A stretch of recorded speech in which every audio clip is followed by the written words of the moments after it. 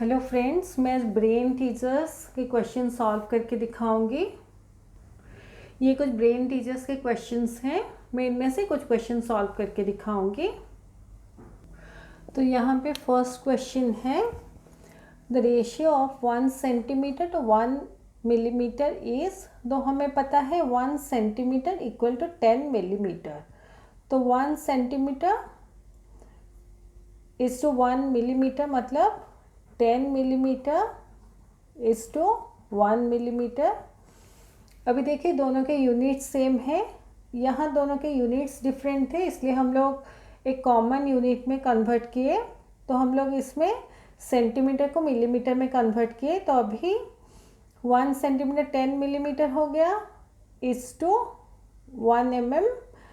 तो अभी इसका रेशियो निकालेंगे, इक्वल टू 10/1 इक्वल टू, यहाँ कुछ कैंसलेशन करने की ज़रूरत नहीं है, इसलिए रेशियो हमारा 10:1 होता है। तो ये ऑप्शन है हमारा। नेक्स्ट क्वेश्चन है, fill in the box so that box 1 और 0.5 are in continued proportion. Continued proportion का मीनिंग है second term equal to third term. तो इसका मीनिंग है second term is same as the third term। तो यहाँ second term 1 है, मतलब थर्ड टर्म भी हमारा 1 है। तो हम लोग इस बॉक्स वाले नंबर को x लेते हैं, उसको ऐसे लिखेंगे, let the number in the box be x। Since x 1 0.5 are in continued proportion, therefore x 1 1 0.5 are in proportion. अभी ये चार नंबर प्रपोर्शन में है, तो प्रोडक्ट ऑफ एक्सट्रीम्स हमारा x इंटू 0.5 है इक्वल टू 0.5x, और प्रोडक्ट ऑफ मीन्स हमारा 1 इंटू 1 है इक्वल टू 1। क्योंकि यहाँ पे दिया गया है कि ये चार नंबर ऑलरेडी प्रोपोर्शन में है, तो product of extremes equal to product of means, यानी कि 0.5x इक्वल टू 1। तो x हमारा 1/0.5 होगा। 0.5 यहाँ x के साथ मल्टीप्लाई होके है। अगर इस साइड में हमें ओनली x रखना है तो 0.5 को ऑपोजिट साइड में लेके जाना पड़ेगा, क्योंकि यहाँ 0.5 मल्टीप्लाई होके x के साथ है। जब ऑपोजिट साइड में जाएगा वो 1 के साथ डिवाइड हो जाएगा, या जो भी नंबर है उसके साथ डिवाइड हो जाएगा, तो ये 1/0.5 होगा। तो x इक्वल टू, यहाँ पे मैं एक चीज़ दिखाती हूँ, एक ट्रिक सिखाती हूँ। 1 ऐसे करती हूँ, 1/0.5 का मीनिंग है 1 divided by 0.5 equal to 1 divided by 0.5 मतलब 5/10। जब फ्रैक्शन में कन्वर्ट करते हैं तो ये होता है 1 इंटू 10/5। तो अगर ऐसे समझना है तो ये देखिए इक्वल टू 1, यहाँ डिवीज़न की जगह पर मल्टीप्लिकेशन का सिंबल होगा, और ये फ्रैक्शन उल्टा हो जाएगा या रेसिप्रोकल हो जाएगा। 5/10 है तो ये 10/5 हो जाएगा, इक्वल टू, कैंसिलेशंस करेंगे, 5 1 जा 5, 5 2 जा 10, तो 1 इंटू 2 2, तो ये फाइनली 2 होगा। तो यहाँ पर आंसर 2 निकलता है। तो उससे पहले देखिए 1 डिवाइडेड बाय 5/10 जो है, हम लोग जब इसका ये जो फ्रैक्शन है उसका रेसिप्रोकल लेते हैं तो ये 10/5 हो जाता है। तो अगर ऐसे 1/0.5 है तो उस केस में अगर पॉइंट के बाद एक नंबर है, आप उस केस में ऊपर एक ज़ीरो लगा दीजिए, जैसे 1 के साथ एक ज़ीरो लगेगा या जो भी नंबर है उसके साथ एक ज़ीरो लगेगा और नीचे 5 ही रहेगा। तो x इक्वल टू 10/5 और x इक्वल टू 2। तो इसका आंसर 2 होगा। तो यहाँ जैसे 1/0.5 है, तो अगर आपको नीचे से डेसिमल रिमूव करना है तो अगर पॉइंट के बाद एक डिजिट है तो ऊपर आप 10 मल्टीप्लाई कर दीजिए, जैसे 10/5 इसको कर दीजिए। सपोज़ ये नंबर मान लीजिए 1/0.05 है, तो पॉइंट के बाद 2 डिजिट है, इसको आप 100/5 कर सकते हैं, फिर सॉल्व कर सकते हैं। जैसे 2/0.6 है, तो इस केस में पॉइंट के बाद एक डिजिट है, इसलिए एक ज़ीरो ऊपर आ जाएगा, तो ये 20/6 हो जाएगा। तो अगर डेसिमल आपका डेनोमिनेटर में है और आप उसको फ्रैक्शन में कन्वर्ट करना चाहते हैं, पॉइंट के बाद जितना डिजिट है, जो भी नंबर है, जो भी इनफैक्ट होल नंबर है ऊपर, तो उसमें आप पॉइंट के बाद जितने डिजिट है उतना ज़ीरो लगाइए और डेनोमिनेटर को विदाउट डेसिमल रखिए और क्वेश्चन को सॉल्व कीजिए। जैसे 1/0.05 है, यहाँ पॉइंट के बाद 2 डिजिट है, इसे ऊपर 1 के साथ 2 ज़ीरो लगेगा, 100 बाय डेनोमिनेटर में ओनली 5 ही रहेगा। ये एक ट्रिक आप लोग याद रख सकते हैं। ये सी क्वेश्चन है, इफ़ 8:12 as 26:, बॉक्स में एक नंबर होगा, then the number in the box is dash. तो हम लोग इसको ऐसे कर सकते हैं, let the number in the box be x। तो ये 4 नंबर ऑलरेडी प्रोपोर्शन में है, तो इस केस में product of extremes equal to product of means होगा। लेकिन उससे पहले हम लोग लिखेंगे 8:12 as 26:x are in proportion।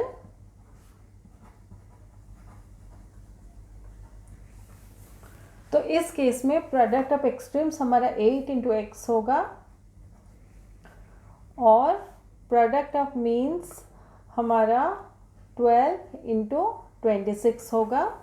क्योंकि ये 4 नंबर ऑलरेडी प्रोपोर्शन में है, इसलिए product of extremes equal to product of means, तो 8 × x इक्वल टू 12 × 26 और x हमारा 12 × 26/8 होगा। अभी कैंसिलेशंस करेंगे, 4 × 2 = 8, 4 × 3 = 12, 2 × 1 = 2, 2 × 13 = 26। तो 3 × 13 हमारा 39 होता है। ये देखिए 13 × 3, 3 × 3 = 9, 3 × 1 = 3 और 26 ÷ 2, 13 कैसे होगा ये देखिए, 2 × 1 = 2, माइनस करेंगे 0, ये 6 नीचे आएगा, 2 × 3 = 6, माइनस करेंगे 0, तो ये 13 होता है। तो इसका आंसर 39 है। ये डी क्वेश्चन है, the cost of 6 chocolates is ₹210, then the cost of 4 chocolates is dash. ये यूनिटरी मेथड से हम लोग करेंगे। तो कॉस्ट ऑफ 6 चॉकलेट्स हमारा 210 है, तो cost of 1 chocolate equal to ₹210/6, cost of 4 chocolates equal to ₹210/6 × 4। अभी कैंसिलेशंस करेंगे, 2 × 2 = 4, 2 × 3 = 6, 3 × 1 = 3, यहाँ 21 है, तो 3 × 7 = 21, उसके साथ और एक ज़ीरो लगेगा क्योंकि 210 है, तो 70 × 2 हमारा 140 होता है, ₹140 इसका आंसर है। तो ये ऑप्शन होगा ऑप्शन 3। ये ई क्वेश्चन है, the ratio of a dozen to a score is, तो डजन हमारा 12 है, स्कोर हमारा 20 है, तो ratio 1 dozen to a score मतलब 1 स्कोर है, इक्वल टू 12 1:20 इक्वल टू 12/20। अभी कैंसिलेशंस करेंगे, 4 3 जा 12, 4 5 जा 20 इक्वल टू 3/5 इक्वल टू 3:5। ऐसे सॉल्व करेंगे इसको, तो इसका रेशियो 3:5 होगा। ये नेक्स्ट क्वेश्चन है, इसका बी पार्ट है, in the word geometry find the ratio of vowels to the consonants. तो वावल्स हमारे जो होते हैं ए, ई, आई, ओ, यू होते हैं, और अल्फ़ाबेट में बाकी सारे जो अल्फ़ाबेट्स होते हैं वो कंसोनेंट्स होते हैं। तो ज्योमेट्री जो वर्ड दिया गया है उसमें वावल्स हम लोग कैलकुलेट करते हैं कितना है। तो ये है वावल, ये है वावल, ये है वावल। तो 3 वावल्स है और बाकी कंसोनेंट्स है। तो ज्योमेट्री में 1 2 3 4 5 6 7 8, तो 8 अल्फ़ाबेट्स हैं, तो 3 वावल्स हैं और कंसोनेंट्स 5 हैं। अब इसको ऐसे काउंट कर लीजिए, अदरवाइज 8 अल्फ़ाबेट्स है, 3 वावल्स है, तो 8 - 3 इक्वल टू 5 कंसोनेंट्स है। तो ratio vowels to consonants equal to 3:5। यहाँ पे और कुछ कैंसिलेशंस करने की ज़रूरत नहीं है, इसलिए रेशियो 3:5 ही रहेगा। ये बी क्वेश्चन है, 12 bags of wheat weigh 96 kg, how much will 20 similar bags weigh. तो ये यूनिटरी मेथड का क्वेश्चन है। तो यहाँ पे जो डाटा है उसमें बैग्स का डाटा दिया गया है, क्वेश्चन में 20 सिमिलर बैग्स, तो बैग्स का डाटा दिया गया है, इसलिए बैग्स वाले डाटे को हम लोग लेफ्ट साइड में रखेंगे। तो पहले लिखेंगे weight of 12 bags equal to 96 kg, weight of 1 bag equal to 96/12 kg, weight of 20 bags equal to 96/12 into 20 equal to cancellations करेंगे, 12 1 जा 12, 12 8 जा 96, तो 8 into 20 equal to 160 kg। Last में लिखेंगे therefore weight of 20 bags of wheat is 160 kg।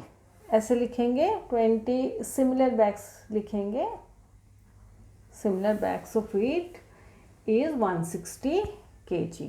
C question है, which is greater 3/4 या 5/6, cross multiplication करेंगे, तो 3 × 6 या 6 × 3 जो भी करना चाहें आप कर सकते हैं। 3 × 6 18 है, 4 × 5 इक्वल टू 20 है। तो इस साइड का फ्रैक्शन बड़ा है। उससे पहले ऐसे लिखेंगे 3:4 equal to 3/4, 5:6 equal to 5/6, cross multiplication करेंगे तो ये साइड का जो फ्रैक्शन है 5/6 इज ग्रेटर देन 3/4। ऐसे कर सकते हैं, या सेकंड मेथड है, अगर आप डेसिमल से करना चाहें तो ये स्टेप के बाद आप 3/4 को डेसिमल में कन्वर्ट कीजिए और 5/6 को डेसिमल में कन्वर्ट कीजिए। यहाँ देखिए 3/4 है, तो 3 4 से लेस है, इसे पॉइंट लगाएंगे, 0 लगाएंगे, 4 7 जा 28, माइनस करेंगे, 0 से 8 माइनस नहीं कर सकते, 1 बोरो करेंगे, 10 - 8 2 और एक 0 लगाएंगे, तो 4 यहाँ 20 है, तो 4 5 जा 20, माइनस करेंगे 0, तो ये 0.75 है। अभी जैसे 5/6 है, तो ये देखिए 5/6, तो 5 6 से छोटा है, इसलिए पॉइंट लगाएंगे, एक 0 लगाएंगे, तो अभी 6 8 जा 48, माइनस करेंगे, 0 से 8 को माइनस नहीं कर सकते, 1 बोरो करेंगे, 10 - 8 2, एक 0 लगाएंगे, तो 6 3 जा 18, माइनस करेंगे, फिर 2, फिर ये प्रोसेस कंटिन्यू होता जाएगा। लेकिन हमें पॉइंट के बाद 2 डिजिट मिल गए तो 0.83 है। अभी डेसिमल जब कंपेयर करते हैं तो 5/6 ग्रेटर देन 3/4, तो देयरफॉर लगा के इसको ऐसे हम लोग लिख सकते हैं। जैसे मैं इस टाइप ऑफ प्रॉब्लम में पहले समझाई थी, जैसे आप क्रॉस मल्टीप्लाई करते हैं, जो भी नंबर आता है आप मेंटली या पेंसिल में फ्रैक्शन के ऊपर लिखिए, तो जिस साइड में बड़ा नंबर आएगा उस साइड का फ्रैक्शन बड़ा होता है। तो इस साइड में 20 आता है, इसलिए ये फ्रैक्शन जो है ये बड़ा है। तो ऐसे 5/6 ग्रेटर देन 3/4, इसको ऐसे लिखेंगे, therefore 5/6 ग्रेटर देन 3/4 और 5:6 ग्रेटर देन 3:4, इस केस में भी वैसे लिखेंगे। तो आपको जो भी इनमें से जो भी मेथड आपको इजी लगता है अकॉर्डिंगली आप करके इस क्वेश्चन को सॉल्व कीजिए। अब दोनों में से जो भी मेथड से सॉल्व करते हैं, लेकिन कॉमन इसको, ये जो स्टेप है ये कॉमन स्टेप है, जैसे 3:4 है वो 3/4 है, 5:6 है 5/6 है। ये स्टेप कॉमन स्टेप है दोनों प्रोसेसेस के लिए। ये लिखने के बाद आप आइदर ये प्रोसेस से कीजिए या इस प्रोसेस से कीजिए। ये ई क्वेश्चन है, find the number in the box if, ये जो बॉक्स और ये 3 नंबर्स प्रोपोर्शन में है, तो let the number in the box equal to x।